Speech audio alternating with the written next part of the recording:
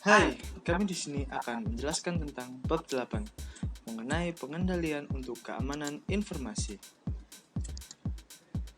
Berikut adalah nama anggota kelompok 6. Yang pertama ada Hendia Tindra Abimanyu, NPM 111, lalu juga ada Sukma Yuda Nova Dilaksono, NPM 113, lalu ada Rian Yoga, NPM 149, dan ada Yosafat Kriza Ratu Nagari, NPM 152. Materi yang pertama akan dijelaskan oleh Hendia Tindra Abimanyu dengan NPM 111. Yang pertama adalah pendahuluan. Dalam bab ini, fokus pembahasan tentang COVID-5, yaitu tentang memahami bagaimana prinsip-prinsip yang berkontribusi pada keandalan sistem juga esensial untuk mengelola secara efektif investasi sebuah perusahaan dalam TI. Ada 5 prinsip yang berkontribusi secara bersamaan terhadap keandalan sistem. Yang pertama adalah keamanan atau security, yaitu tentang akses terhadap sistem dan data di dalamnya, dikendalikan serta terbatas untuk pengguna yang sah. Lalu yang kedua ada kerahasiaan atau confidentiality, yaitu informasi organisasi yang sensitif terlindungi dari pengungkapan tanpa izin. Yang ketiga adalah privacy atau privasi, yaitu informasi pribadi tentang pelanggan, pegawai, pemasok, atau rekan kerja yang hanya dikumpulkan, digunakan, diungkapkan, dan dikelola sesuai dengan kepatuhan terhadap kebijakan internal dan persyaratan peraturan eksternal, serta terlindungi dari pengungkapan tanpa izin. Lalu yang keempat adalah integritas pemrosesan atau processing integrity, di mana data diproses secara akurat, lengkap, tepat waktu, dan hanya dengan otorisasi yang sesuai. Lalu yang kelima ada ketersediaan atau availability, yaitu sistem dan informasinya tersedia untuk memenuhi kewajiban operasional dan kontraktual. Prosedur keamanan tersebut melindungi integritas informasi dengan mencegah terjadinya transaksi tanpa izin atau fiktif, serta mencegah perubahan tanpa izin terhadap data atau penyimpanan program.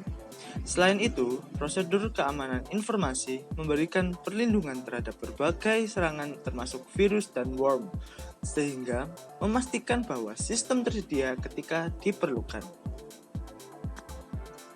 Dua konsep keamanan informasi fundamental. Yang pertama ada defense in depth dan model keamanan informasi berbatas waktu. Defense in depth adalah penggunaan berbagai lapisan pengendalian untuk menghindari satu poin kegagalan.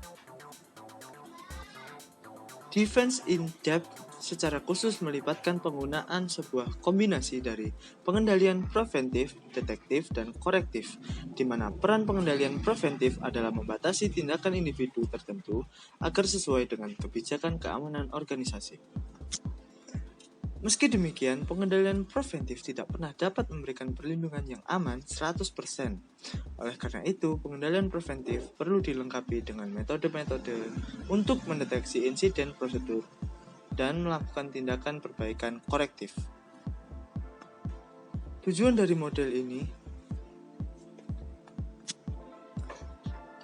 model keamanan berbasis waktu adalah untuk melindungi aset informasi cukup lama, agar memungkinkan organisasi untuk mengenali bahwa sebuah serangan tengah terjadi dan mengambil langkah-langkah untuk menggagalkannya sebelum informasi hilang atau dirusak. Tujuan ini dapat ditunjukkan dengan sebuah formula yang menggunakan 3 variabel. Yang pertama adalah P, yaitu waktu yang diperlukan seseorang penyerang untuk menerobos pengendalian preventif organisasi.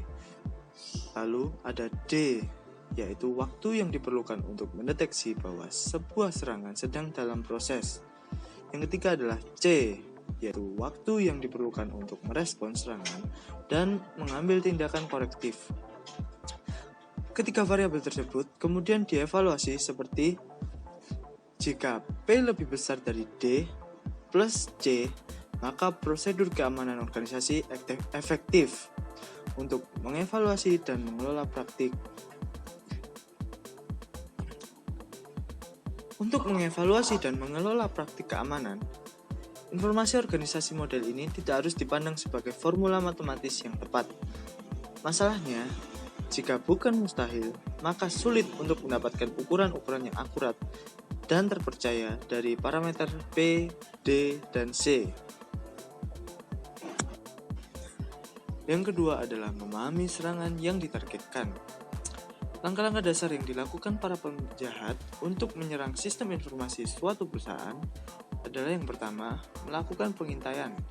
Tujuan pengintaian awal adalah untuk mempelajari sebanyak mungkin tentang target serta mengidentifikasi kerentanan potensial. Lalu, yang kedua, mengupayakan rekayasa sosial. Rekayasa sosial dapat terjadi melalui banyak cara. Hanya dibatasi oleh kreativitas dan imajinasi penyerang. Tetapi inti dari rekayasa sosial adalah penggunaan informasi yang didapatkan selama pengintaian awal untuk mengelabui seorang pegawai yang tidak merasa curiga untuk memberi akses kepada mereka. Lalu, yang ketiga adalah memindai dan menetapkan target. Scan tidak berhasil memasuki sistem. Lalu, yang ketiga adalah memindai dan menetapkan target. Penyerang menggunakan berbagai alat otomatis untuk mengidentifikasi komputer yang dapat dikendalikan dari jarak jauh, serta berbagai jenis perangkat lunak yang mereka jalankan. Lalu yang keempat adalah penelitian. Maksud dari penelitian ini adalah untuk menemukan kerentanan yang terdeteksi pada program tersebut, serta mempelajari bagaimana memanfaatkan kerentanan tersebut. Selanjutnya yang kelima adalah mengeksekusi serangan, yaitu penyerang memanfaatkan kerentanan untuk mendapatkan akses tanpa izin terhadap sistem informasi target. Dan yang terakhir adalah menutupi jejak. Setelah memasuki sistem informasi pengguna, sebagian besar penyerang berupaya untuk menutupi jejak mereka dan menciptakan pintu belakang yang dapat mereka gunakan untuk mendapatkan akses jika serangan awal mereka diketahui dan pengendalian diimplementasikan untuk mengeblok metode entry tersebut. Dengan kata lain, jejak mereka dapat tertutup dan seketika penjahat tersebut bisa keluar dengan secara langsung. Lalu yang akan kita bahas selanjutnya adalah pengendalian preventif.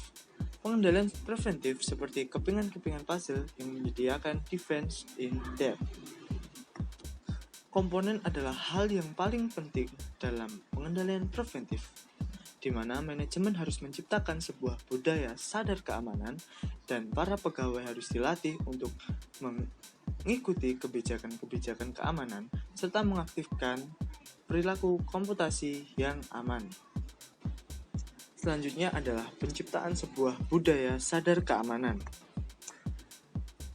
Untuk menciptakan sebuah budaya sadar keamanan, manajemen puncak tidak hanya harus mengomunikasikan kebijakan keamanan organisasi, tetapi juga harus memadukannya dengan mencontohkannya. Karena para pegawai cenderung patuh dengan kebijakan keamanan informasi ketika mereka melihat manajer mereka juga melakukannya. Lalu materi terakhir yang akan saya bahas adalah tentang pelatihan. Pelatihan sangat penting dilakukan karena termasuk dalam sebuah pengendalian preventif yang kritis. Pelatihan yang penting dilakukan untuk para pegawai adalah tentang serangan rekayasa sosial, karena pegawai merupakan tonggak depan untuk mencegah terjadinya.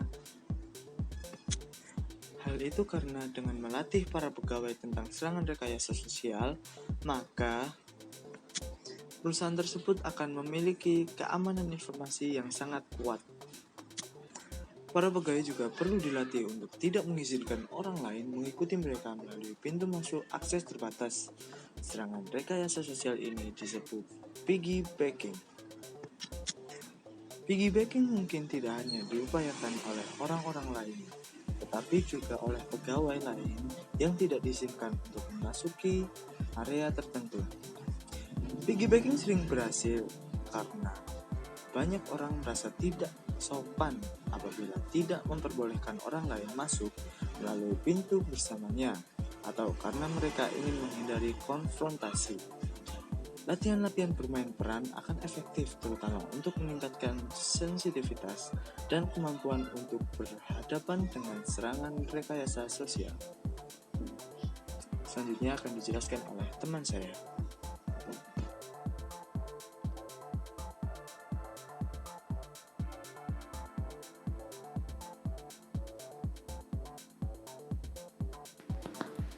Nama saya Yosafat Grisa Ratunagari, NPM 152.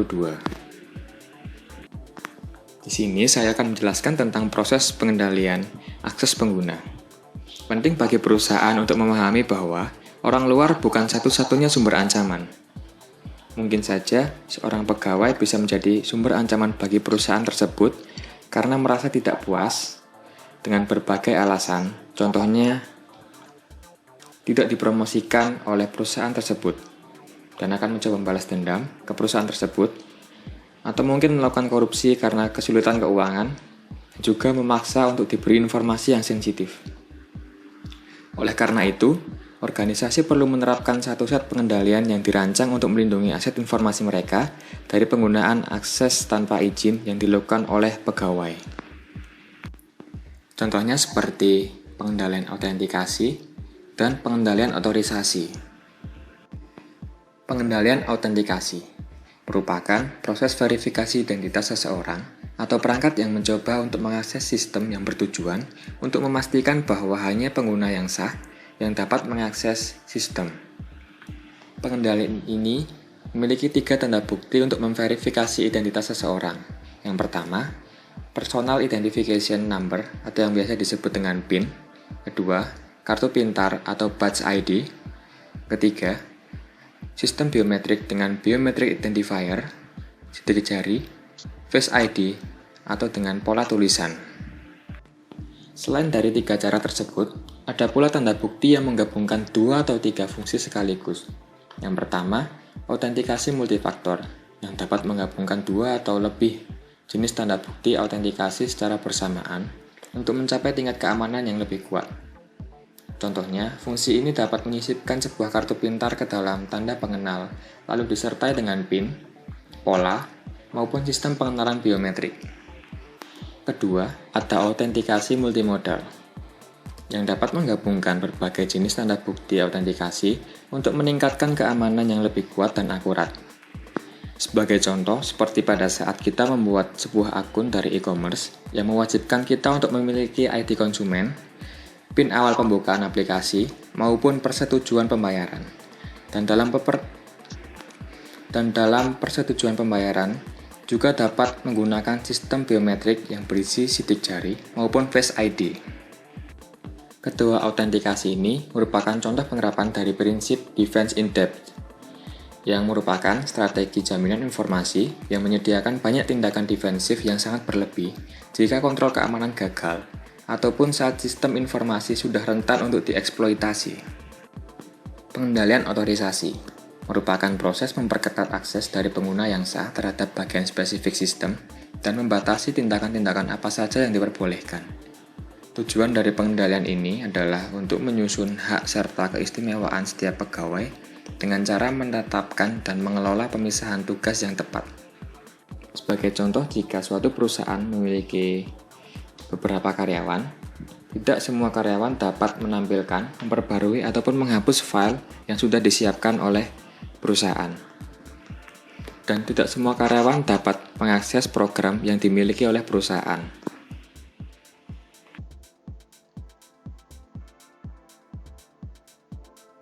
Solusi TI, pengendalian anti-malware. Malware atau sejenis virus adalah sebuah ancaman besar. Malware sangat membahayakan karena dapat menghancurkan informasi atau menghasilkan sebuah cara untuk memperoleh akses tanpa izin atau biasa yang disebut dengan phishing.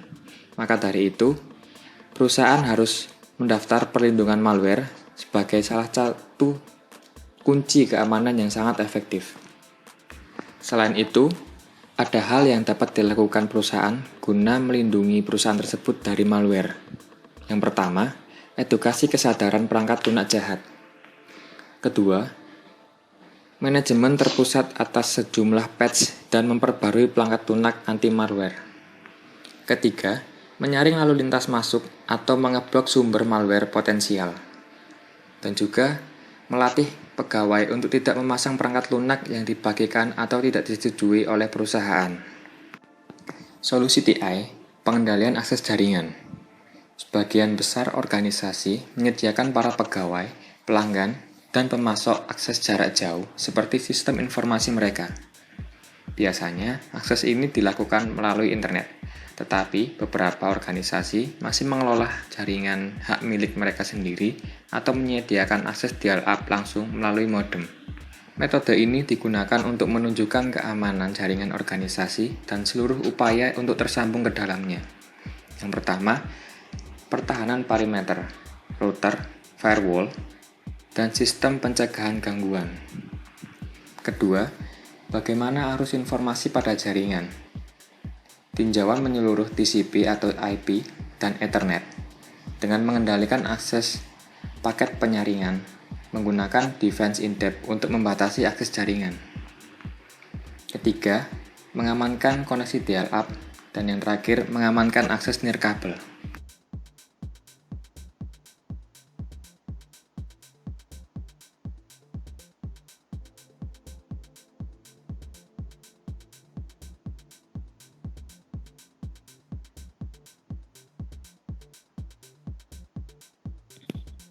Menggunakan defense in depth untuk membatasi akses jaringan. Sebuah IPS mengawasi lalu lintas yang dilewatkan oleh firewall untuk mengidentifikasi dan mengeblok pola lalu lintas yang mencurigakan, serta mungkin mengindikasikan serangan yang sedang dalam proses. Salah satu dimensi lain dari konsep defense in depth, penggunaan multi-firewall internal membuat segmentasi departemen berbeda di dalam organisasi. Firewall internal membantu untuk mempersempit jenis data dan porsi sistem informasi sebuah organisasi yang dapat diakses seorang pegawai tertentu. Hal ini tidak hanya meningkatkan keamanan, tetapi juga memperkuat pengendalian internal dengan menyediakan sebuah sarana untuk melaksanakan pemisahan tugas. Mengamankan koneksi dial-up. Remote Authentication Dial User Service atau RADIUS adalah sebuah metode standar untuk para pengguna dial-in terhubung ke sebuah server jarak jauh dan memasukkan tanda bukti login mereka. Server meneruskan tanda bukti tersebut ke RADIUS yang melakukan uji kompatibilitas untuk mengesahkan identitas pengguna tersebut. Server jarak jauh diletakkan dalam DMZ, sehingga akses ke jaringan internal diperoleh setelah pengguna diizinkan. Mengamankan akses nirkabel. Akses nirkabel adalah akses yang nyaman dan mudah, tetapi juga memberi area lain untuk serangan dan memperpanjang perimeter yang harus dilindungi. Selain itu, prosedur-prosedur yang perlu diikuti untuk mengamankan akses nirkabel secara memadai adalah sebagai berikut. Menyalakan fitur keamanan yang tersedia, membuktikan keabsahan seluruh perangkat yang digunakan untuk menetapkan akses nirkabel jaringan ke jaringan sebelum menentukan sebuah alamat IP untuk mereka, mengatur seluruh perangkat nirkabel terotorisasi agar hanya beroperasi pada modus infrastruktur yang memaksa perangkat untuk hanya terhubung ke titik akses nirkabel. Menggunakan nama yang non-informatif sebagai alamat titik akses yang disebut dengan Service Set Identifier atau SSID. Mengurangi kekuatan publikasi dari titik akses nirkabel, menempatkannya pada interior gedung, dan menggunakan antena pengarahan untuk membuat penerimaan lokal tanpa izin lebih sulit. Mengenkripsi seluruh lalu lintas nirkabel. Solusi TI pengendalian pengukuhan peralatan dan perangkat lunak. Firewall dan IPS didesain untuk melindungi perimeter jaringan. Meski demikian, seperti kebanyakan tempat bisnis menambah kunci pintu luar, sistem alarm, sebuah berangkas untuk meningkatkan keamanan sistem informasi dengan menambahkan pengendalian preventif pada perimeter jaringan dan pengendalian tambahan pada stasiun kerja, server, dan perangkat lain yang meliputi organisasi. Konfigurasi endpoint. Endpoint dapat dibuat lebih aman dengan memodifikasi konfigurasinya. Konfigurasi dasar dari kebanyakan perangkat biasanya menyalakan pengaturan opsional dalam jumlah besar, tetapi jarang jika pernah digunakan. Menyalakan fitur dan layanan ekstra tidak perlu membuat kemungkinan bahwa pemasangan akan berhasil tanpa bantuan dukungan pelanggan. Proses memodifikasi konfigurasi dasar endpoint untuk mengeliminasi pengaturan dan layanan yang tidak diperlukan disebut hardening. Hardening tersebut mungkin juga diperlukan untuk memasang perangkat lunak, pencegahan gangguan langsung pada endpoint untuk mencegah upaya tanpa izin guna mengubah konfigurasi hardening perangkat. Manajemen akun pengguna. Praktik manajemen COVID-5 DSS 5.04 kebutuhan untuk secara hati-hati mengelola seluruh akun pengguna, terutama akun-akun yang memiliki hak atau administratif, tak terbatas pada komputer. Administratif dibutuhkan untuk memasang perangkat lunak dan mengubah sebagian besar pengaturan konfigurasi. Oleh karena itu, para pegawai yang memerlukan kewenangan administratif sebuah komputer khusus harus diberikan 2 akun. 1 akun dengan hak administratif, 2 akun lainnya yang memiliki keistimewaan terbatas. Oleh karenanya, jika pengguna mengunjungi sebuah situs yang berbahaya atau membuka sebuah email yang terinfeksi penyerang, hanya akan mendapatkan hak terbatas pada mesin. Desain perangkat lunak. Bagaimana organisasi yang telah menciptakan keefektifan pengendalian keamanan perimeternya, para penyerang juga meningkatkan kerentanan yang ditargetkan dalam program aplikasi.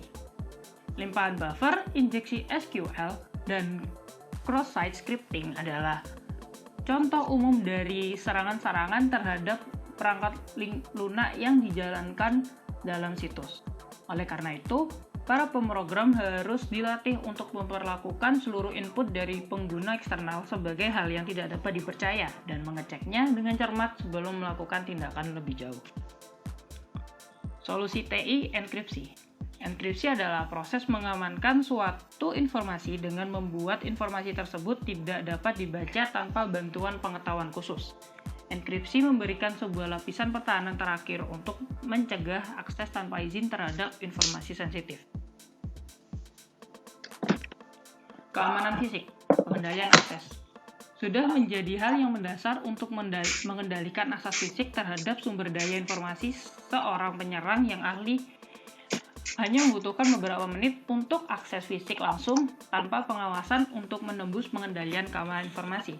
Ada beberapa cara pengendalian informasi pada perusahaan, yaitu sebaiknya hanya terdapat 1 pintu masuk reguler yang tetap terbuka selama jam kerja normal. Resepsionis maupun keamanan harus bertugas di pintu masuk utama untuk memverifikasi identitas para pegawai. Para pengunjung harus disyaratkan untuk mendaftar dan didampingi oleh seorang pegawai kemanapun mereka pergi di dalam gedung. Segera setelah masuk ke dalam gedung, akses fisik dalam ruangan-ruangan yang menyimpan komputer juga harus dibatasi. Seluruh pintu masuk atau keluar diawasi dengan sistem CCTV.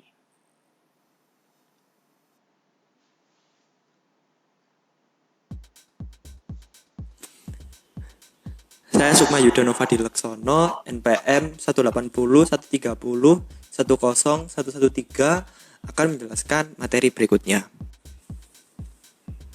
Pengujian penetrasi.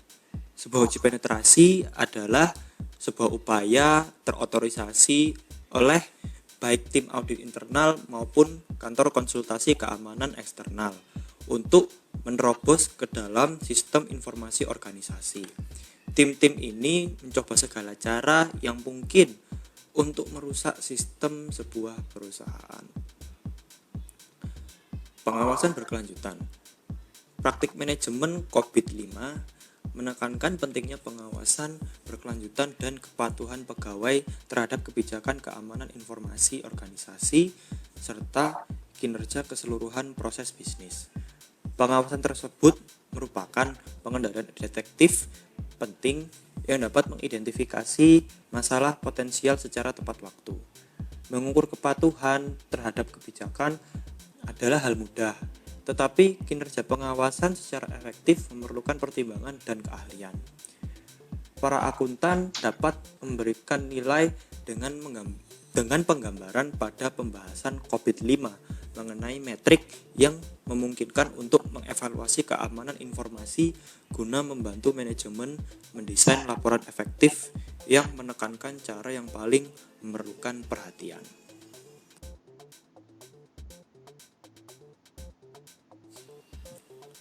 Pengendalian korektif. Pengendalian korektif bisa dibagi menjadi 3. Yang pertama yaitu Computer Incident Response Team atau CIRT. Sebuah komponen utama agar mampu merespons insiden keamanan dengan tepat dan efektif adalah penetapan sebuah tim merespons insiden komputer atau Computer Incident Response Team atau CIRT. Sebaiknya, CIRT tidak hanya melibatkan spesialis teknis, tetapi juga manajemen operasi senior. Karena beberapa respons potensial insiden keamanan memiliki konsekuensi ekonomi yang signifikan. Sebuah CIRT harus mengarahkan proses respons insiden organisasi melalui 4 tahapan berikut. Yang pertama, pemberitahuan adanya masalah baru. Kedua, penahanan masalah. 3, pemulihan. 4, tindak lanjut. Yang kedua, Chief Information Security Officer atau CISO.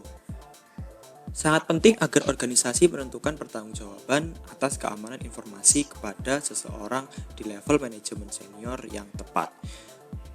Satu cara untuk memenuhi sasaran ini adalah menciptakan posisi CISO yang harus independen dari fungsi-fungsi sistem informasi lainnya, serta harus melapor baik ke Chief Operating Officer atau COO atau Chief Executive Officer atau CEO. CISO harus memahami lingkungan teknologi perusahaan dan bekerja dengan Chief Information Officer atau CIO untuk mendesain, mengimplementasi, serta membangun kebijakan dan prosedur keamanan yang baik. Ketiga, ada manajemen patch. Patch adalah kode yang dirilis oleh pengembang perangkat lunak untuk memperbaiki kerentanan tertentu. Manajemen patch atau patch management adalah proses untuk secara teratur menerapkan patch dan memperbarui seluruh perangkat lunak yang digunakan oleh organisasi. Hal tersebut tak mudah kedengarannya. Sejumlah patch merepresentasikan modifikasi perangkat lunak yang sungguh rumit. Akibatnya, patch terkadang menciptakan masalah baru karena dampak lain yang tidak diantisipasi. Oleh karena itu, organisasi perlu menguji dengan cermat efek dari patch sebelum menyebarkannya. Implikasi keamanan virtualisasi dan cloud. Virtualisasi memanfaatkan kekuatan dan kecepatan komputer modern untuk menjalankan berbagai sistem secara bersamaan pada satu komputer fisik. Hal ini memotong biaya perangkat keras karena semakin sedikit server yang perlu dibeli. Mesin yang lebih sedikit berarti biaya pemeliharaan juga lebih rendah. Biaya pusat data juga turun karena lebih sedikit ruang yang perlu disewa, yang juga menurunkan biaya peralatan. Komputasi cloud atau cloud computing memanfaatkan high bandwidth dari jaringan telekomunikasi global modern agar memungkinkan para pegawai menggunakan sebuah browser untuk mengakses perangkat lunak dari jarak jauh, perangkat penyimpanan data, perangkat keras, dan seluruh lingkungan aplikasi. Virtualisasi dan komputasi cloud mengubah risiko beberapa ancaman keamanan informasi. Meskipun virtualisasi dan komputasi cloud dapat meningkatkan beberapa risiko ancaman, perkembangan keduanya juga menawarkan peluang untuk meningkatkan seluruh keamanan secara signifikan. Sebagai contoh, penerapan pengendalian akses yang kuat pada cloud atau server yang menerima sebuah jaringan virtual memberikan keamanan yang baik terhadap seluruh sistem yang dimuat.